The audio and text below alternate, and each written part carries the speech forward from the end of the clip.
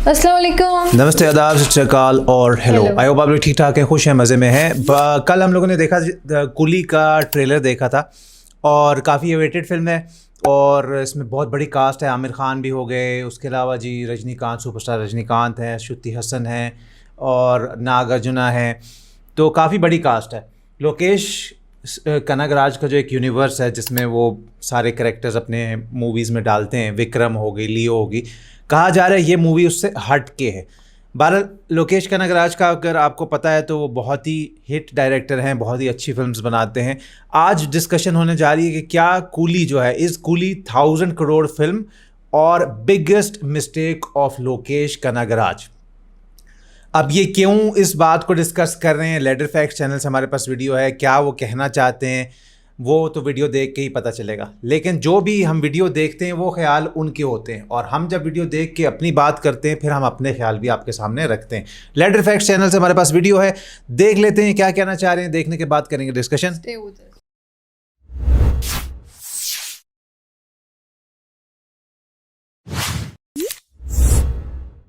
He's asking like Coolie will touch 1000 crore. Yeah. What is the figure in your head? मतलब एक तरफ India most bankable director तो दूसरी तरफ the living legend, जिसकी पिछली 600 करोड़ की कलेक्शन करने वाली फिल्म के रिलीज होने पे ऑफिसेज में हॉलिडे डिक्लेयर कर दिया जाता है। ऊपर से मिस्टर परफेक्शनिस्ट का टैग एंड गोल्ड स्मगलिंग जैसी extraordinary theme. So don't you think this is the perfect recipe for first Tamil film to cross 1000 crore? और भाई Coolie reads the IMDb list of most anticipated Indian film of the year, surpassing even big Bollywood titles. ऊपर से coolie की overseas deal Tamil cinema की अब तक की second highest deal है। आमिर खान का कैमियो 375 करोड़ का मैसिव बजट, मतलब रिटायरमेंट से पहले रजनी सर ने डिसाइड कर लिया था कि अब तमिल सिनेमा का झंडा 1000 करोड़ की चोटी पे गाड़ के ही आएंगे। लेकिन मुन्ना झुंड में तो सुअर आते हैं, शेर अकेला ही आता है कहने वाले रजनी सर के सामने इस बार सुअर नहीं बल्कि यंग टाइगर यानी कि जूनियर NTR खड़े और उनके साथ है उनके बराबर या इवन उनसे भी ज्यादा वर्ल्ड वाइड फैन फॉलोइंग वाले ऋतिक। और आपको बता दूं कि वॉर 2 ने अभी से नॉर्थ अमेरिका में बुकिंग ओपन होते ही $1 लाख का कलेक्शन करके ऐसा करने वाली फास्टेस्ट इंडियन फिल्म भी बन चुकी है। And as we all know कि जब भी क्लैश होता है तो यमराज फिल्म्स, मेरा मतलब YRF वाले किस हद तक चले जाते हैं। कई बार तो सामने वाली पार्टी सीधा कोर्ट में मिलती है। सन ऑफ सरदार वर्सेस जब तक है जान तो आपको याद ही होगा। तो इस बार भी कुछ वैसा ही हो रहा है। वॉर 2 वाले इंडिया के सारे IMAX स्क्रीन एक्वायर्ड करके बैठे हैं जिन पर सिर्फ और सिर्फ वॉर 2 ही आएगी। ऊपर से वॉर 2 एक सीक्वल फिल्म है जिसका एडवांटेज उनके पास अलग से है। अब ऐसा भी सुनने में आ रहा है कि कूली की प्लॉट ही रिवील कर दी गई है and Loki and Rajni sir की फीस को लेकर भी सवाल उठाए जा रहे हैं। ऐसे में ये सवाल काफी कॉमन हो जाता है कि क्या कूली 1000 करोड़ तो दूर की बात, रजनी सर की आज से 7 साल पहले आई 2.0 के 675 करोड़ के रिकॉर्ड को भी ब्रेक कर पाएगी। लेकिन मैं कहूंगा कि फिर भी कूली वॉर 2 पे भारी पड़ने वाली है और इस बात से वीडियो के एंड तक आप भी एग्री कर जाओगे। इसके अलावा ये भी जानेंगे कि कूली का प्रभास की सालार से कौन सा गहरा कनेक्शन है। तो कूली की गोल्डन घड़ी क्या दिखा पाएगी तमिल सिनेमा को 1000 करोड़ की शुभ घड़ी, या फिर वॉर 2 के पहाड़ से टकराकर कहानी होने वाली है काफी दुख भरी। अब देखो नाम नहीं लूंगा लेकिन हमारी फिल्म इंडस्ट्री के कुछ पोंगा पंडित्स के अकॉर्डिंग कूली तो उसी दिन क्लैश में हार गई थी जब लोकेश ने बता दिया था कि ये फिल्म LCU यूनिवर्स का पार्ट नहीं होने वाली, क्योंकि वॉर 2 इंडिया के one of the prominent universe यानी कि स्पाई यूनिवर्स का पार्ट है। लेकिन आपको बता दूं कि लोकेश ने कूली का आइडिया LCU की ही सबसे बड़ी फिल्म यानी कि विक्रम, या यूं कहे कि LCU की ही ओरिजिन फिल्म कैथी से भी पहले आ गया था। और बरदराज राघवन के इंटरव्यू में लोकी ने कहा था कि 2015 में ही उन्होंने कूली की स्टोरी भी लिख डाली थी। 2019 में मास्टर डायरेक्ट करते टाइम पे रजनीकांत को उसकी स्टोरी सुना दी थी and Rajni sir was impressed with the idea. लेकिन बाद में रजनी सर की पॉलिटिकल इश्यूज और अनाथे वगैरह जैसी प्रायर कमिटमेंट की वजह से ये फिल्म डिलेड हो जाती है। और मुझे लगता है कि कहीं ना कहीं विक्रम जैसी फिल्म के बाद ही रजनीकांत को रियलाइज होता है कि भाई लोकेश ही तमिल सिनेमा के फ्यूचर है और उनके साथ जल्द से जल्द काम करना चाहिए। तो अगले कुछ पॉइंट से समझते हैं कि क्या कूली साउथ की दूसरी बड़ी फिल्में लाइक बाहुबली, RRR और इवन पुष्पा जैसी हाइप क्रिएट कर पाएगी।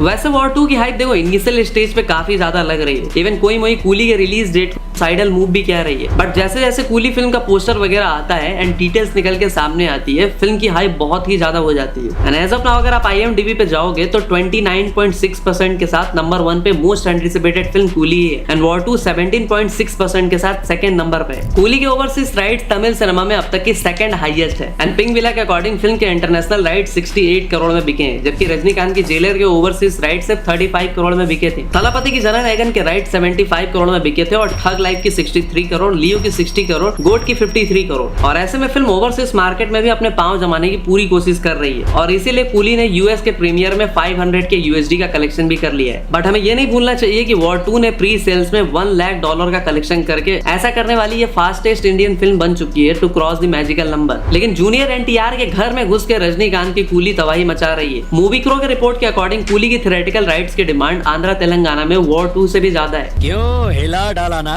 And at least 6-7 Telugu distributors vying to present coolie in Telugu states. और आपको याद दिला दूं कि रजनीकांत की ही 2.0 जैसी फिल्म के राइट्स तेलुगु मार्केट में हाईएस्ट डब फिल्म में से भी एक रही थी। काफी लोगों का लेकिन ये भी कहना है कि नागार्जुना की वजह से भी तेलुगु स्टेट्स में कूली की हाइप ज्यादा है। इवन एक्स पे एक रैंडमली पोस्ट पे मैंने देखा था एंड दे हैव मेंशन्ड कि this theatre was closed for 2 months and will be reopening soon even after the release of War 2 trailer and they choose coolie to release and kept banners of coolie. मतलब भैया 2-2 महीने बाद अगर कोई theatre open भी हो रही है तो वो कूली को प्रायोरिटी दे रही है। ऊपर से फिल्म की मार्केटिंग भी बड़ी ही यूनिक तरीके से की जा रही है। आपने नोटिस किया हो या नहीं, लेकिन Amazon के साथ डील करके लोगों के घर कूली वाली पैकेजेस वाली बॉक्सेस आ रही है। I mean packages send by Amazon India were wrapped with official poster of Coolie. And आज के टाइम पे पब्लिक की भीड़ सबसे ज्यादा इन्हीं ई-कॉमर्स साइट्स पे होती है। ऐसे में सपोज करो कि आप ही कुछ ऑर्डर करते हो और आपको Amazon की वही पुरानी डब्बे वाली पैकिंग के बजाय इस तरह की यूनिक पैकिंग मिलती है, तो भाई यूजुअल सी बात है कि आप भी नोटिस करोगे कि यार कौन सी फिल्म है। और आपको बता दूं कि ऐसा करने वाली कूली पहली फिल्म है। और फिल्म के म्यूजिक से याद है कि फिल्म के हाइप का एक और रीजन है अनिरुद्ध। और ये अनिरुद्ध लोकेश का 4th कोलैब भी हो रहा है, क्योंकि इससे पहले उन्होंने मास्टर, विक्रम, लियो तीनों में ही साथ काम किया है और तीनों ही हिट सुपर हिट्स रही हैं। लोकेश ने भी फिल्म की हाइप बढ़ाने के लिए ये भी बता दिया था कि इस फिल्म को IMAX सर्टिफाइड कैमरा से शूट किया गया है। एंड मैं कहूंगा कि this is the first time for any Tamil film. And one more thing, the digital D-ageing technology would be employed for flashback sequences featuring a younger Rajinikanth. लेकिन फायदा ही क्या है जब वॉर 2 वालों ने इंडिया के सारे IMAX स्क्रीन एक्वायर कर रखे हैं, और वो भी भाई all 33 IMAX screen in the country for 3 weeks.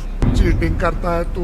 Aamir Khan के कैमियो की बात करें तो आमिर खान का कैमियो भी कहीं ना कहीं नॉर्थ में हाइप होने का एक बड़ा रीजन हो सकती है। हाँ, अगर आमिर खान अपने चीप पब्लिसिटी स्टंट्स ना करे तो। लेकिन देखो, जब लोकेश से 1000 करोड़ वाला सवाल पूछा गया था तो उन्होंने स्मार्टली कहा था कि भैया मुझे 1000 करोड़ की पड़ी ही नहीं है, मुझे तो बस अपने ऑडियंस की 150 रुपए की पड़ी है कि उनके पैसे वेस्ट ना चले जाए। He's asking like Coolie will touch 1000 crore.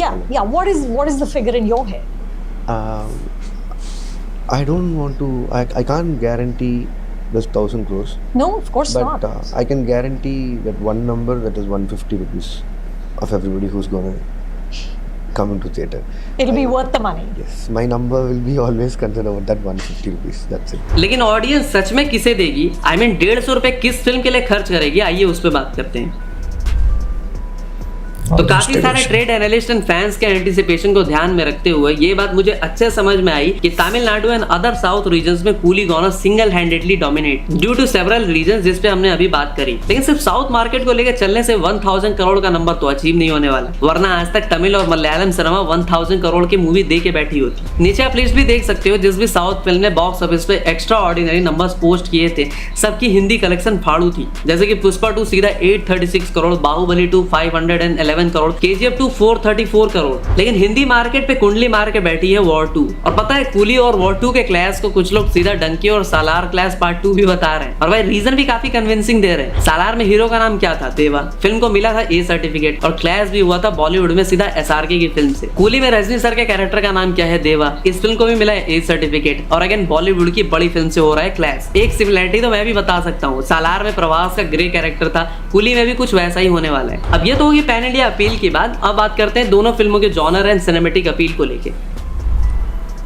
तो देखो, बिना रिस्क लिए ज्यादा इधर उधर ना करते हुए अपने पुराने फॉर्मूला यानी कि ऑडियंस को 3 घंटे की एक spy action larger franchise appeal के साथ लेकर आ रही है वॉर 2। और भाई स्पाई यूनिवर्स की जो सबसे lowest and 3rd grade film यानी कि टाइगर 3 थी ना, उसने भी 466 करोड़ का कलेक्शन किया था। और वॉर ने तो 2019 में 475 करोड़ का कलेक्शन करके सारे रिकॉर्ड्स के चीथड़े उड़ा दिए थे। ऐसे में यू कैन इजिली इमेजिन कि वॉर 2 की अपील कैसी रहने वाली है। लेकिन दूसरी तरफ कूली की बात करें तो एक मासी, fast paced, emotionally layered and action entertainer film film होने वाली है और लोकेश की पुरानी फिल्में इस फॉर्मूले पे हिट भी साबित हुई हैं। लेकिन इस बार कूली का श्राप ही उसका वरदान बनने वाली है। मेरा मतलब है कि कूली लोकेश की पहली फिल्म है जिसे ए सर्टिफिकेट मिला है और रजनी सर की 171 फिल्मों में से सिर्फ ये सेकंड टाइम है जब उनकी फिल्म को ए सर्टिफिकेट मिला है। पहली कौन सी थी वो आप हमें कमेंट में बताना। यानी कि 18 इयर्स प्लस लोग ही देख पाएंगे इस फिल्म को because of the extreme violence and गोर सीन्स। और इस तरह की एक्सट्रीम गोर films like kill, Marco and animal वगैरह की किस तरह की हाइप धीरे धीरे क्रिएट होती है वो हम कैसे भूल सकते हैं। इवन जब लोकेश ने रजनीकांत को स्टोरी बताई थी तो उन्होंने भी वायलेंस को थोड़ा कम रखने को बोला था, लेकिन लोकेश ने उन्हें भी कन्विंस कर लिया था और कहा था कि आप जो भी करा लो वायलेंस से तो कॉम्प्रोमाइज नहीं हो पाएगा। No compromise in violence. No compromise in violence. Okay. गाड़ियाँ देखी थी सारी गोर soul As violent as ever. Okay. It's gonna be a violent film.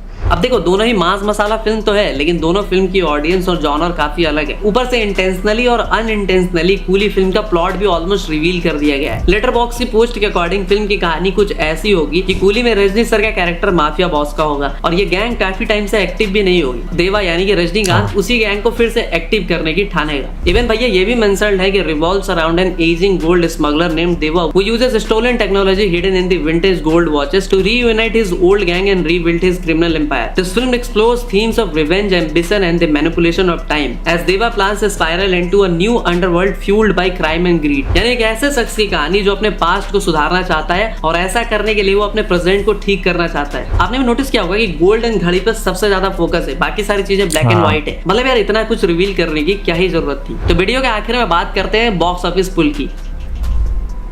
आपको याद दिला दूं कि 2013 में आई विश्व रूपम के बाद 2022 तक कमल हसन की सिर्फ 4 फिल्में आई थी और ऑलमोस्ट सारी की सारी फिल्में फ्लॉप रही थी। तब जाकर लोकेश कनगराज ने उनका हाथ थामा था और विक्रम जैसी फिल्म से उनका एक ग्रैंड कमबैक प्लान किया था। थलापति को पैंडेमिक के टाइम पे मास्टर जैसी फिल्म दी थी। तो आप ही सोचो कि इस बार लोकेश कनगराज एक लिविंग लेजेंड रजनीकांत के साथ काम करने वाले हैं तो बॉक्स ऑफिस पे क्या होने वाला है। And coolie is one of the most expensive film of Lokesh ever made with a production cost of 375 crore. लेकिन इसके rights for satellite music and OTT have already fetched around 240 crores and this film gonna be the biggest ever Hindi release of Rajinikanth after 2.0। अब ये तो हो गई भाई अच्छी बात है, लेकिन थोड़ी सी रियलिटी चेक करें तो लोगी की पिछली फिल्म लियो ने हिंदी मार्केट से सिर्फ और सिर्फ 25 करोड़ का कलेक्शन किया था और रजनीकांत की बात करें तो उनके रोबोट एंड 2.0 के अलावा कोई भी फिल्म हिंदी मार्केट में 25 करोड़ से 40 करोड़ क्रॉस नहीं कर पाती। ऐसे में कूली को 1000 करोड़ के मैजिकल नंबर को अचीव करने के लिए तमिलनाडु से एटलीस्ट 230 to 250 करोड़ का कलेक्शन करना होगा, यानी कि मोर देन जेलर जिसका कलेक्शन 200 करोड़ था। तेलुगु स्टेट से भी मान के चलो कि 150 करोड़ तो करना ही पड़ेगा। बट आपको बता दूं कि जेलर ने तेलुगु स्टेट से सिर्फ 85 करोड़ का कलेक्शन किया था। फिर कर्नाटका केरला से भी 70 to 75 करोड़, फिर अप्रोक्स 250 करोड़ का कलेक्शन बचता है जो कि Hindi market and overseas collection से आएगा। ऐसे में वॉर 2 अगर सिंघम अगेन की तरह बिल्कुल ही बकवास निकली और कूली के वर्ड ऑफ माउथ पॉजिटिव रही तभी कुछ हो सकता है। अब देखो ऐसे में अगर वॉर 2 वाले मल्टीप्लेक्सेस पे कब्जा करके बैठ जाते हैं तो कूली के 1000 करोड़ का सपना अधूरा ही रह जाएगा, क्योंकि आप भी जानते हो कि सिंगल स्क्रीन एंड मल्टीप्लेक्सेस की टिकट प्राइसेस में कितना डिफरेंस होता है। अब ये तो हो गई कूली के सारी अपडेट्स एंड स्पेकुलेशन। अगर आप ऐसे ही एक डिटेल वीडियो वॉर 2 पे भी चाहते ओके यार, ये मैं तो नहीं जानता कि 1000 करोड़ ये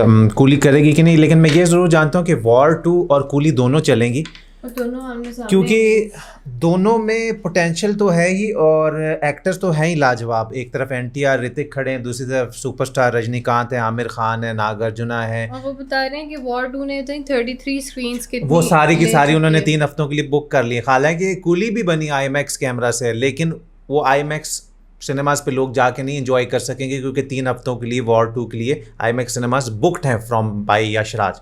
लेकिन कोई फ़र्क नहीं पड़ता है।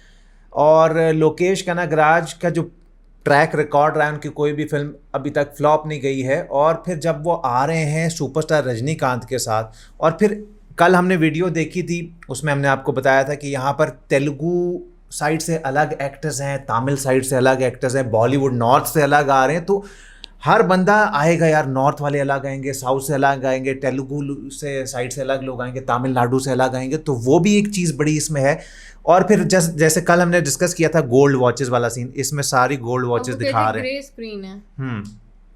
तो मुझे लगता है कि फील्स आ रही हैं कि दोनों मूवीज़, हाँ उनका क्लैश हो रहा है तो, लेकिन टक्कर का क्लैश होगा। बाकी आप लोग जो भी व्यूअर्स हैं वो कमेंट में बता सकते हैं कि पहले दिन first day first show coolie prefer करेंगे या वॉर 2 करेंगे, या दोनों ही देखेंगे। लेकिन जाहिर सी बात है फर्स्ट डे फर्स्ट शो कौन सा, आप इसका भी कौन सा देखना चाहेंगे इन दोनों में से आप हमें बता सकते हैं। और अगर आप कूली देखना चाहेंगे तो कूली क्यों प्रेफर कर रहे हैं, वॉर 2 देखना चाहेंगे तो वॉर 2 को कूली के ऊपर क्यों प्रेफर कर रहे हैं, ये भी आपने ऑडियंस ने हमें कमेंट में बताना है। बाकी जितने भी फैक्ट्स उन्होंने बताए वो बहुत ही अच्छे थे। और लोकेश का नगराज का कहना है कि भाई मैं 1000 करोड़ का नहीं सोच रहा हूँ, मैं सोच रहा हूँ ऑडियंस का जो 150 रुपया लगेगा वो वर्थ हो, कि उनको मज़ा आए और वो मज़ा लेकर मूवी से वापस जाएं।